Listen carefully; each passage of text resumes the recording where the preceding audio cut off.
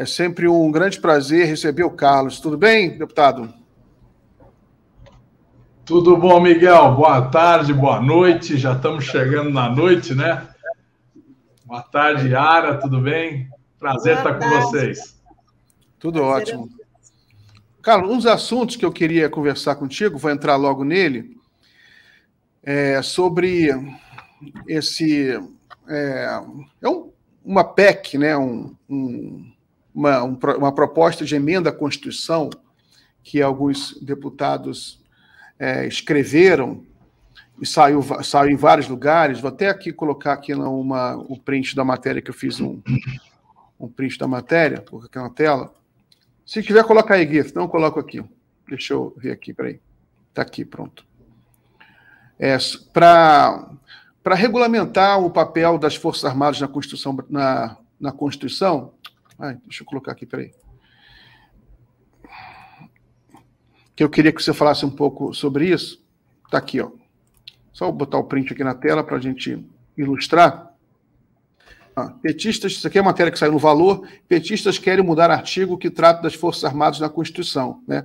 Aí a matéria fala sobre essa proposta que regulamenta a participação de militares em governos, né, no Executivo, e também que fala muito sobre o artigo 142. É outro ponto que está sendo bastante discutido, essa questão do artigo 142, que os bolsonaristas usaram muito como um espantalho, que seria um artigo que poderia ser usado para o Bolsonaro anular as eleições, né, e, enfim, assumir o poder. Foi usado muito esse espantalho. E eu queria que você falasse um pouco sobre essa proposta. Isso tem chances de ser aprovado? Qual é a viabilidade disso na atual Câmara dos Deputados? Bom, gente, olha, eu estou fazendo a proposta para ela ser votada e aprovada, né? Vamos trabalhar na positiva. A gente sempre tem que trabalhar olhando para frente e pensando em aprovar. Olha, eu acho que nós estamos num momento que é uma oportunidade muito grande da gente tentar melhorar o ambiente democrático no Brasil.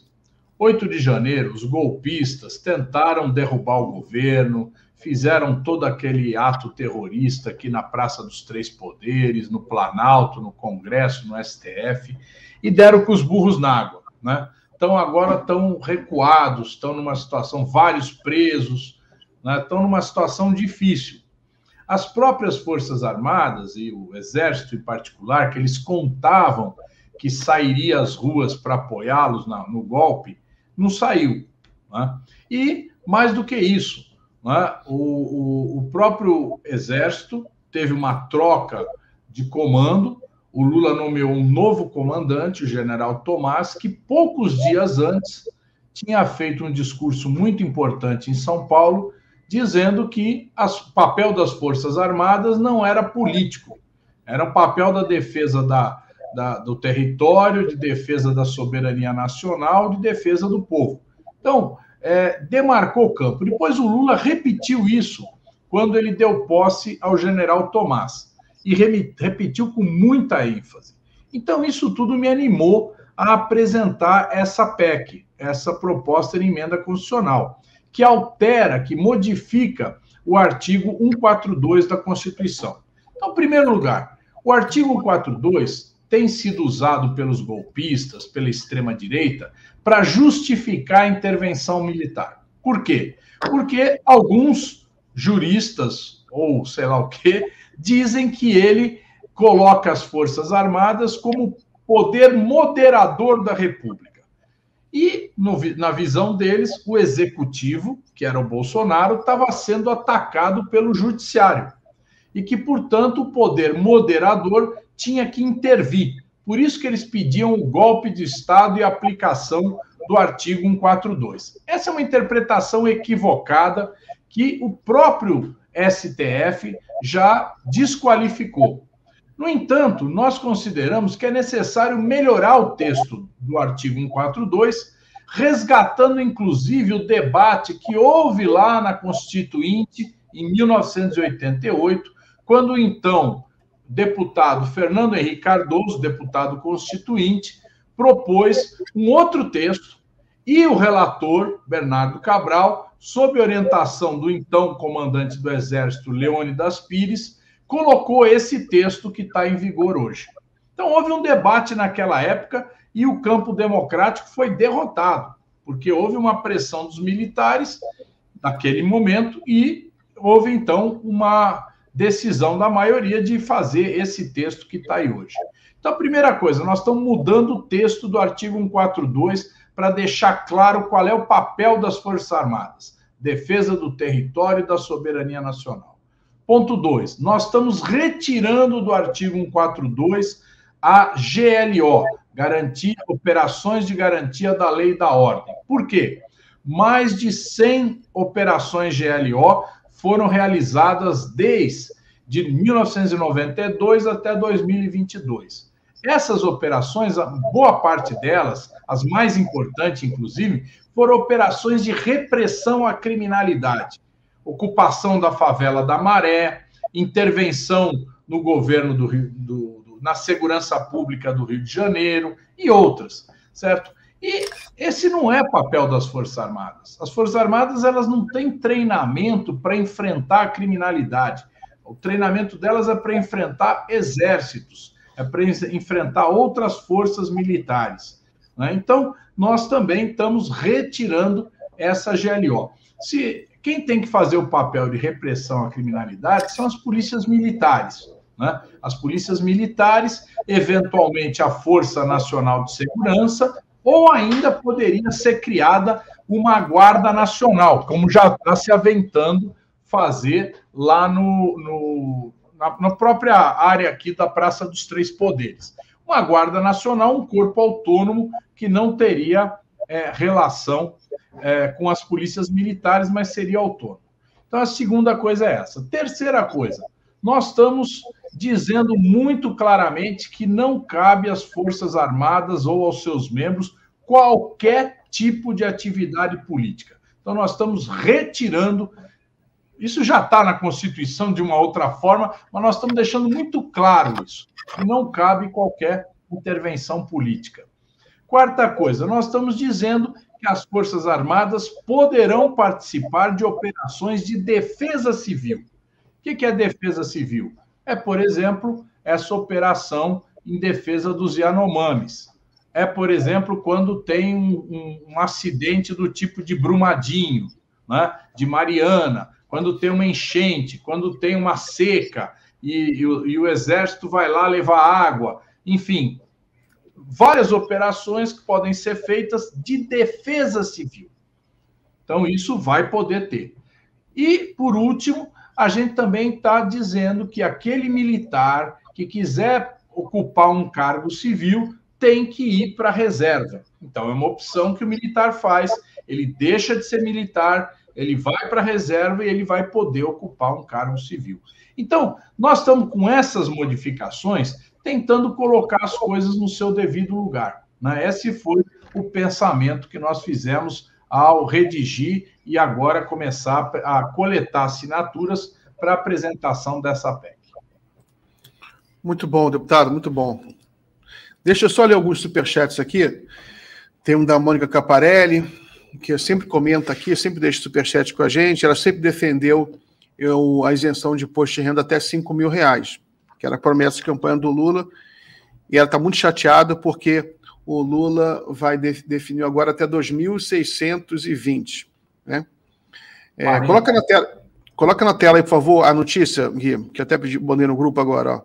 Saiu em vários jornais, né? Imposto de renda, correção na tabela tem proposta finalizada pelo governo, faixa de isenção deve passar dos atuais 1.900 para 2.640, equivalente a 2 salários mínimos, né?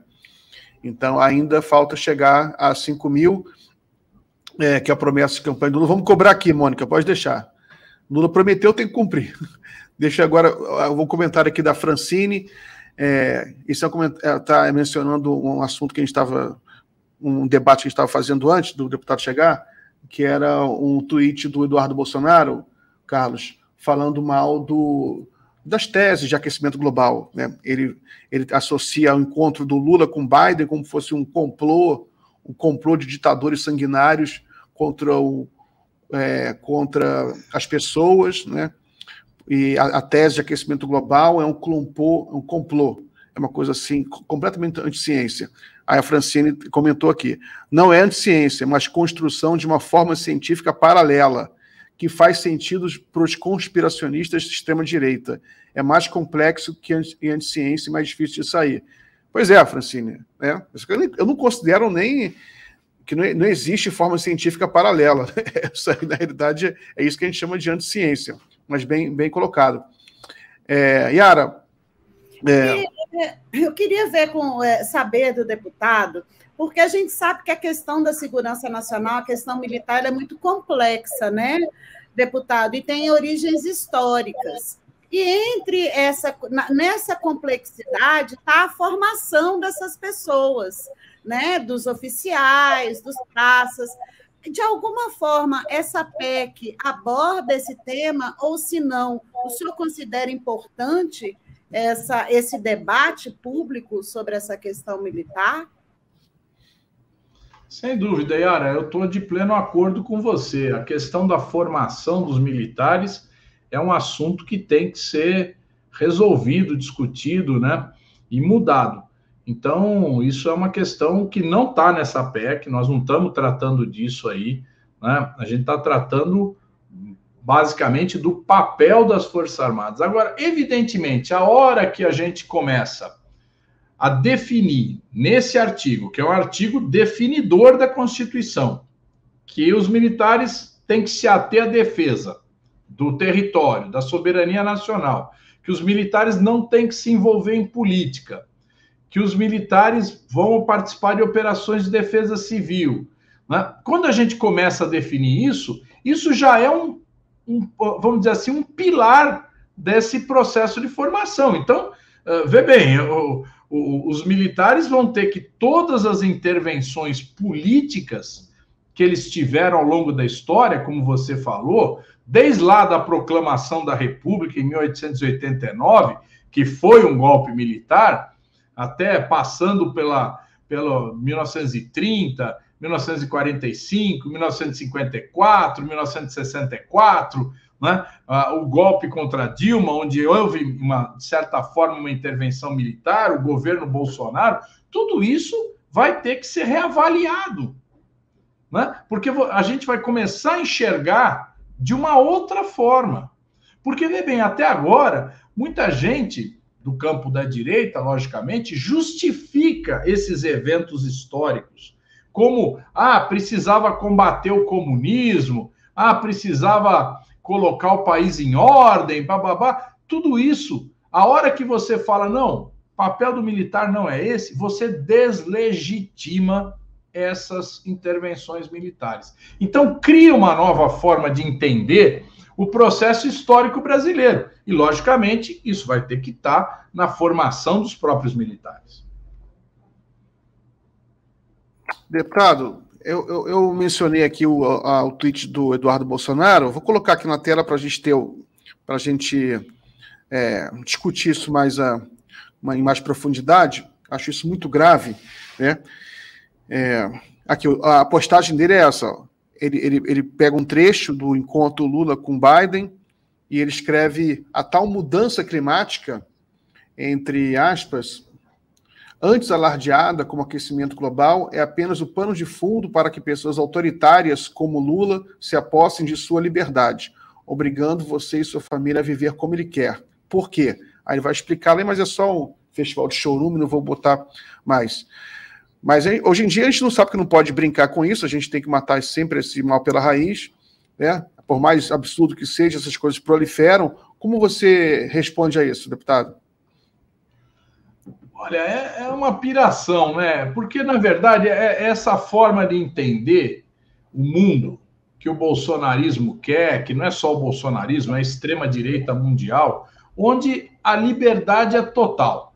Não, você vai ter liberdade de fazer o que você quiser. Você vai poder destruir a floresta, você vai poder portar armas e defender a sua liberdade perante uma outra pessoa que possa querer tirar sua liberdade, né? Você vai poder, enfim, você vai poder fazer o que você bem quiser, explorar o trabalhador o quanto você puder, né? Então, essa forma de entender o mundo justifica desregulamentar tudo.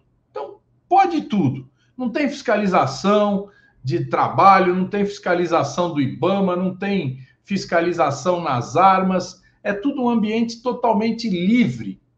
Livre para quem? Para os poderosos. Livre para quem tem dinheiro, livre para quem tem arma, livre para quem tem poder.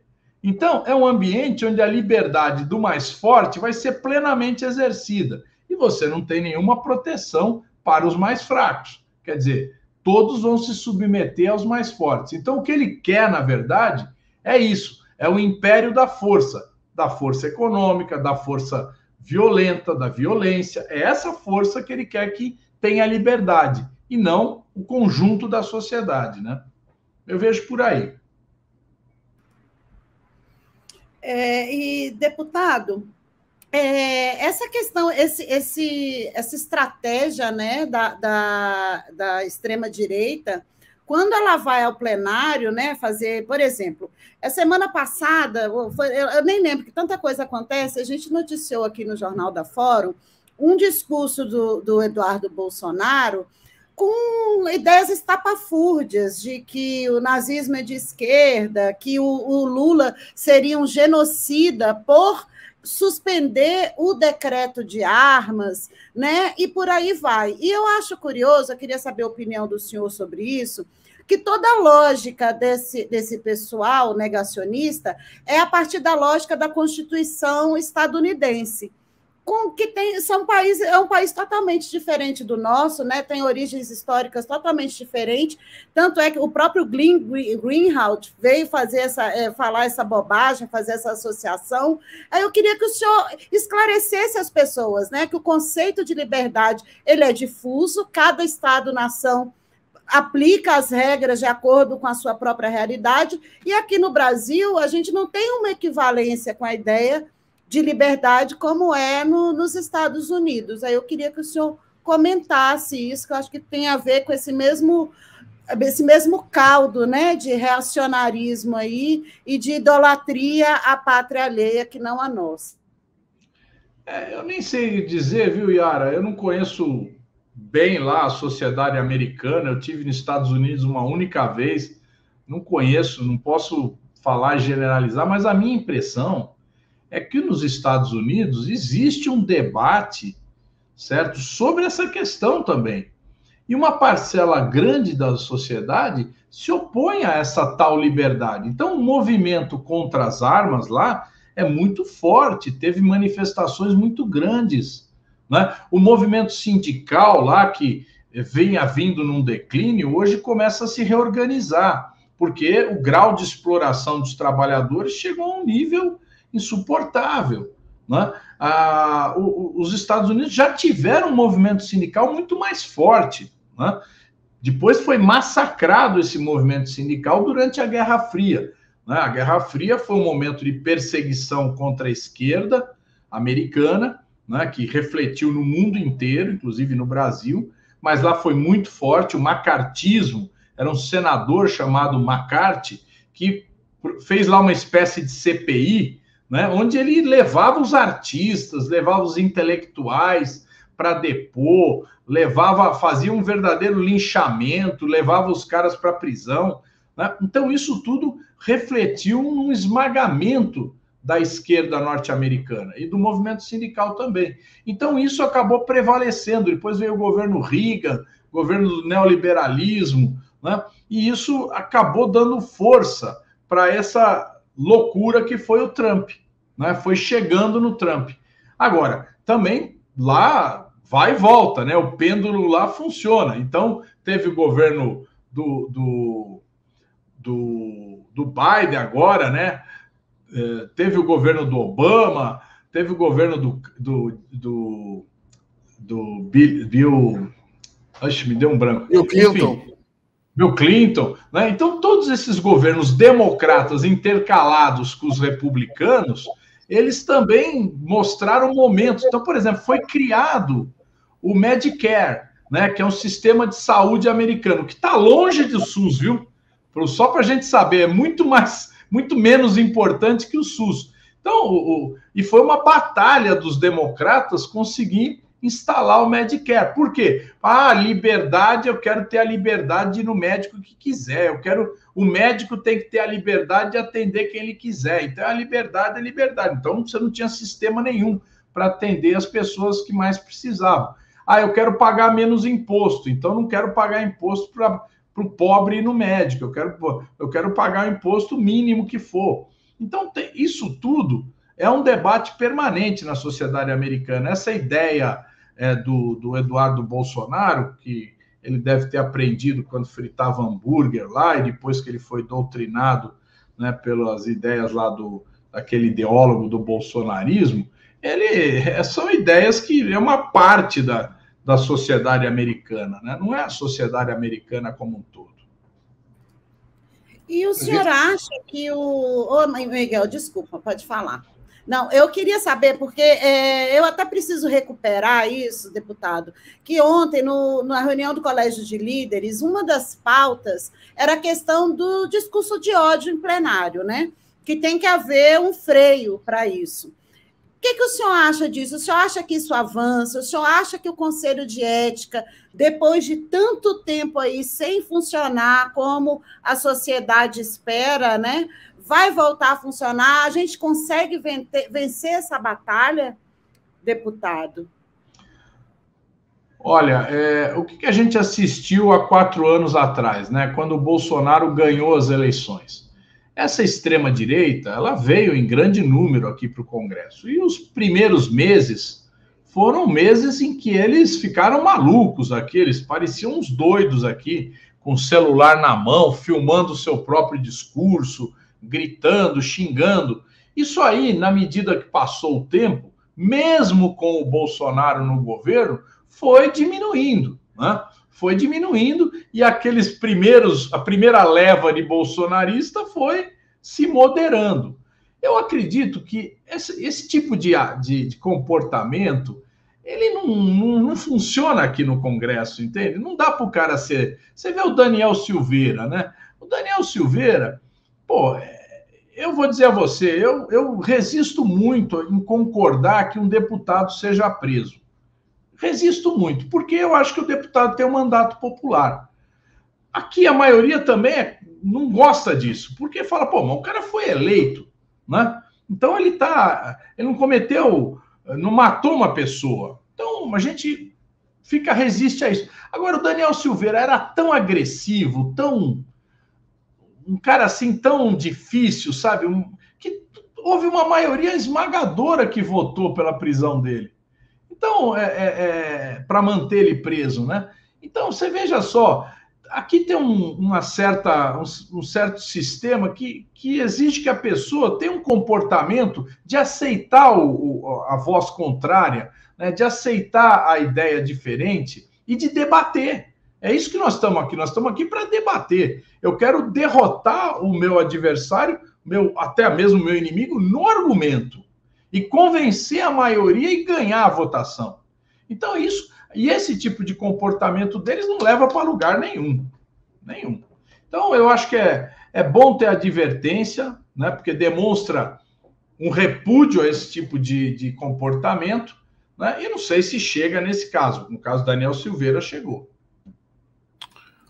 Muito bom. Carlos, eu queria só comentar umas notícias recente sobre o aumento do Bolsa Família, que eu queria repercutir, pedir uma opinião sobre um aspecto aqui para você. Coloca aí, por favor, Gui, essa notícia do Bolsa Família, né, que uma notícia que diz que o Lula vai anunciar na próxima semana o novo Bolsa Família. Coloca aí. Lula diz que anuncia na próxima semana o novo Bolsa Família. No Sergipe, o presidente disse que o programa terá pagamento de 600 por família, com adicional de 150 por criança de até 6 anos. O programa substituirá o Auxílio Brasil. A gente já trouxe a notícia aqui um pouco antes, sobre essa ampliação da faixa de isenção do imposto de renda, né, que era 1.900, vai para 2.640, até uma leitura aqui está cobrando que seja 5.000, que foi a promessa do Lula, né, mas já tem um aumento importante aí. E ontem saiu uma pesquisa com a EST mostrando que o Lula tem 65% de aprovação. É uma pesquisa muito boa para o Lula. Você acha que com esse início dos programas sociais, né, que vai começar agora para valer, né, aumento do novo salário mínimo, esses R$150 por filho, né, os R$600 e mais o auxílio gás, né, o auxílio gás vai ser grande, vai ser para quase 6 milhões de pessoas, R$112 por... Você acha que isso vai... Como você acha que isso vai impactar na sociedade brasileira, na opinião pública? Você acha que isso vai melhorar a aprovação do governo? E você acha que isso pode ajudar a diluir um pouco esse extremismo que a gente nota em algumas regiões do país, por exemplo, no Rio de Janeiro, aqui no Rio, ainda tem um bolsonarismo muito forte. Você acha que essas medidas podem ajudar a diluir isso? Olha, é lógico, o governo do Lula é um governo que vai dar certo. E à medida que ele vai dando certo, a oposição vai reduzindo, né? Não tem a dúvida disso. Então, o Lula está lançando aí o Bolsa Família, a reorganização do Bolsa Família, voltando a pagar pelo número de filhos, é muito importante isso.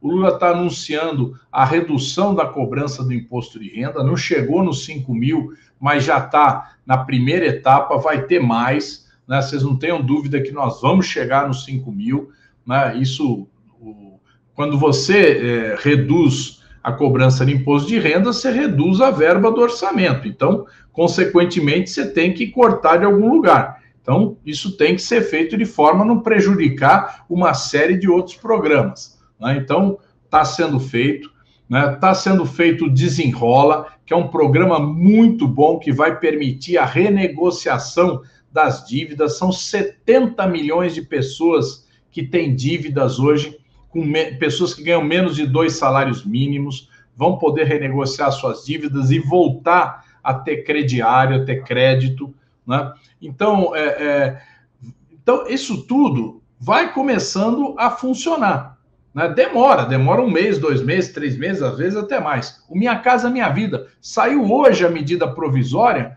do restabelecendo Minha Casa Minha Vida para os mais pobres, né? Porque o Bolsonaro tirou dos mais pobres. E nós vamos ter também uma mudança no plano econômico, né? A economia vai voltar a ter investimento, isso vai gerar emprego, isso vai diminuir o desemprego, né? E nós pretendemos também que haja controle de inflação, que é fundamental. Então, o Roberto Campos Neto, ele vem com essa balela de que é preciso aumentar os juros para controlar a inflação, mas o verdadeiro controle da inflação é você reduzir os custos, né? E principalmente os custos dos importados, como é, por exemplo, o óleo diesel, né? Nós precisamos... O Jean Paul já baixou em 9% o preço do óleo diesel. Isso vai ter repercussão no preço dos produtos. Então, a gente vai, aos poucos, colocando em funcionamento a economia novamente e criando um ambiente de bem-estar para a população, né? E, logicamente, isso leva a esses bolsonaristas pregarem no deserto, né? Cada vez mais. Muito bom. Bom, deixa eu ler aqui alguns superchats que chegaram da Francine, que ela está comentando mais sobre a questão da anticiência. Infelizmente, a anticiência não dá muita dimensão do que eles acreditam. Piamente estarem produzindo uma nova ciência que é anti-establishment. Por isso se veem como especiais e mais inteligentes que nós. Tenho pesquisado como teorias da conspiração se espalham. Essa dimensão de ser um conhecimento secreto é um dos motivos de terem tanto apelo. É verdade, Francine, né? Você vê, por exemplo, que o Ernesto Araújo, né, ele faz postagem, fala em latim, faz uma postagenzinha, uma frase em latim, como se aquilo fosse uma coisa de outro mundo, como se ele fosse muito inteligente, né? Mas a gente sabe que ele é burro como uma porta, né? Tanto que foi o pior ministro de Relações Exteriores. Carlos, sobre como é que você acha que o governo Lula vai construir? Você acha que você está otimista que ele vai conseguir estabilidade na Câmara dos Deputados, que vai conseguir aprovar os projetos? Olha, nós vamos ter projetos com maior facilidade e com maior dificuldade, né? Você pega, por exemplo, a reforma tributária, ela já foi bastante discutida aqui na Câmara. Basicamente é um projeto que já vem vindo faz tempo, então eu acredito que, lógico, sempre tem divergência entre estados, divergência entre setores da economia, mas basicamente não é um problema político, né? Não está uma divisão aqui entre esquerda e direita nesse caso, né? Nessa questão da reforma tributária. Você tem outros casos, como, por exemplo, o CARF, né? A mudança do funcionamento do CARF. O CARF é a Comissão de Recursos Tributários. Então, quando o sujeito é autuado, a empresa é autuada por não ter pago o imposto corretamente, ela pode recorrer ao CARF. E aí, quem recorre? As grandes empresas, né? Então, na medida que você tira o voto de Minerva do governo e o empate é favorável ao contribuinte, essas grandes empresas estão sendo beneficiadas em bilhões de reais. Então, aí tem interesse objetivo, é o interesse objetivo das grandes empresas contra a maioria da população que é representada pelo governo, porque na medida que deixa de ter arrecadação, prejudica o povo. Então, nesse caso, vamos ter embate político aqui. Tudo que for relativo à disputa tributária entre distribuição de impostos, né? Tudo que for relativo à questão trabalhista, que mexe diretamente com os interesses empresariais. Todas essas questões, né, elas vão ter mais dificuldade de passar aqui. Por quê? Porque nós temos um Congresso majoritariamente empresarial, representante dos interesses empresariais. Os representantes dos trabalhadores são minoritários no Congresso. Então, apesar de que o governo pode ter uma base que garanta o seu funcionamento de modo geral, certas questões terão dificuldade de ser aprovadas aqui. Então, por exemplo, essa questão trabalhista, a gente rever a reforma trabalhista, a gente retomar direitos que os trabalhadores tinham e perderam, né? Nós vamos ter uma discussão difícil aqui. Outras questões que forem mais de funcionamento do governo como um todo, menos dificuldade. Eu até queria fazer uma pergunta para o senhor sobre isso, nesse sentido. Agora, hoje, o presidente da Câmara, Arthur Lira, estava num evento do BTG Pactual e tratou de alguns temas, como a reforma trabalhista, a autonomia do Banco Central, a questão do CARF, né, que é do voto de Minerva, que já é objeto de uma medida provisória, falou também sobre a judicialização da política.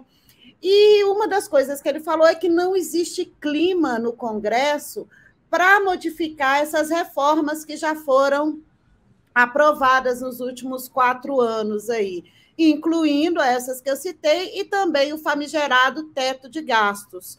E o senhor também vê que não existe clima, pelo menos para a gente debater, o que a gente, como opinião pública, né, como povo, pode fazer para poder ajudar nessa disputa, deputado? Olha, o que nós vamos fazer, no meu modo de ver, o que a gente tem que fazer é colocar as nossas propostas, certo? O que a gente quer, certo? Isso vai entrar no debate político aqui.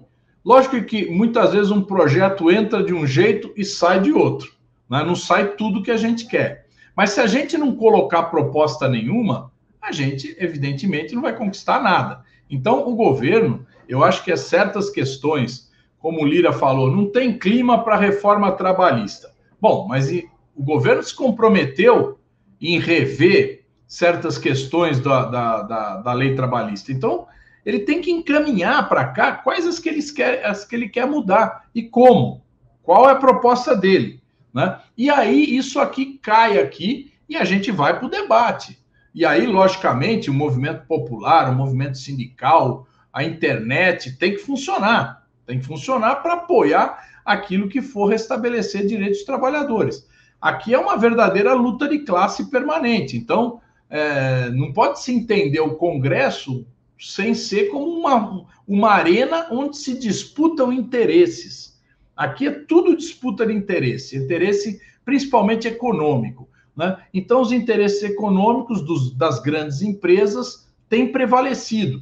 Nós precisamos equilibrar o jogo. O fato da gente ter o governo, o executivo do nosso lado, é uma coisa muito importante, porque muitas coisas foram conquistadas a partir do peso do executivo. E isso, por isso que, inclusive, a gente é contrário ao sistema parlamentarista, né? É um sistema que impede o povo brasileiro de avançar. A gente está vendo aí o governo do Lula, é um governo que vai fazer avanços para o povo brasileiro, né? E o Congresso muitas vezes funciona como um freio conservador. Nós temos que diminuir a força desse freio, né? Para a gente poder avançar mais. Deputado, eu combinei com o senhor de ficar até 18h30, já passou um pouco da hora. Eu queria saber, o nosso próximo convidado atrasou um pouco. O senhor pode ficar mais uns minutos, quantos minutos com a gente? Bom, veja aí, eu posso ficar mais um pouquinho. Eu estou cheio de problema aqui para resolver no gabinete, mas a gente pode ficar mais um pouquinho aí. Tá bom, mais uns minutinhos, tá bom. Tem uma pergunta aqui da Mônica Caparelli. Deputado, e a diminuição do imposto sobre consumo? Tá, uma pergunta. Ótima pergunta. Esse é o foco principal dessa reforma que o Haddad vai fazer agora.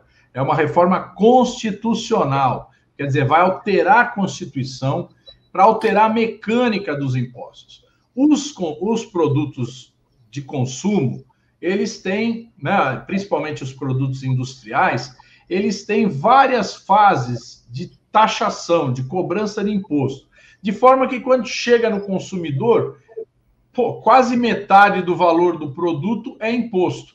Então, isso vai ser substituído por um chamado imposto de valor agregado, ou seja, cada fase de produção, você imagina um carro, tem lá o fabricante de pneu, o fabricante de motor, o fabricante de banco, cada um tem que pagar um imposto. Aí quando chega na montadora, monta o carro, paga outro imposto.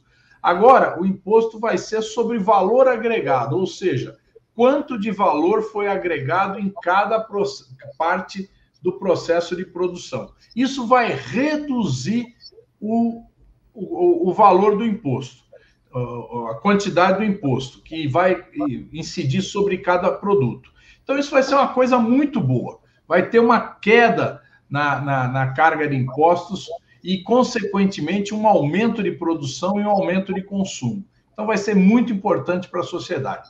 Uma outra parte da reforma que vai vir depois, ela vai tratar, já não será mais constitucional, vai ser uma reforma sobre imposto de renda, para que, nós estamos falando aí dos R$5.000, né, para que o trabalhador de baixa renda não pague imposto de renda, para que a classe média pague pouco e para que os bilionários paguem mais, porque hoje eles não pagam imposto de renda. Então, nós queremos que eles passem a pagar imposto de renda.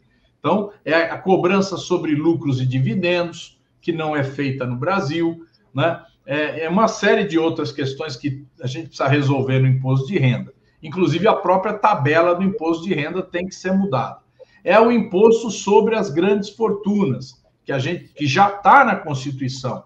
Nós precisamos regulamentar. Está aí, ó, a pergunta. Cadê a caixa? Nós vamos entrar nisso, na segunda etapa, certo?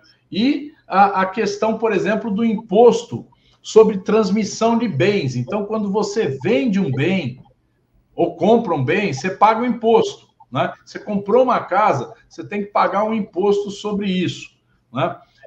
Esse imposto, ele é fixo, independente do valor do bem. Então, é lógico que nós vamos ter que isentar os bens mais baratos, as casas, as residências, e aumentar nos grandes. Então, por exemplo, se o camarada vende uma casa da Coab, muitas vezes ele não consegue regularizar essa transferência de propriedade porque ele não tem o dinheiro para pagar o imposto. Então, fica com um registro antigo, né? Agora, o cara vai vender um shopping center, né, que é uma coisa caríssima. Ele vai pagar a mesma alíquota de imposto que aquela casinha na Coab. Então, isso tem que mudar. A outra coisa, o imposto sobre heranças é muito baixo no Brasil. É um imposto de 4%. É muito baixo. Nós temos que ter um imposto gradual, de forma que, por exemplo, se eu morrer, a minha filha vai receber a minha casa, ela vai ter que pagar o imposto. Mas se ela não tiver renda, como é que ela vai pagar o imposto? Se ela não tiver renda suficiente? Eu estou falando da grande maioria dos trabalhadores brasileiros. O camarada morre, os filhos não conseguem transferir aquele bem, porque não tem o dinheiro para pagar o imposto. Então, nós temos que fazer uma taxação gradual para quem tem muitos bens, muitos imóveis, muita renda, pague mais. Muito bem, deputado. Eu vou liberar o senhor, sei que tem muita coisa que fazer. Agradeço muito a sua participação. Volte sempre aqui ao jornal, um grande prazer recebê-lo. Muito obrigado, Miguel. Muito obrigado, Yara. Depois me mande pautas, porque eu agora estou cobrindo o congresso para a revista Fórum. Mande pautas. Legal, legal. Você está em Brasília? Eu sou brasiliense, nascida e criada. Pronto. Aparece aqui, então. Tem que vir aqui. Tá bom? Depois do carnaval. Valeu. Um abraço para vocês. Tchau, Bom carnaval. Obrigado, Carlos. Para você também. Obrigada.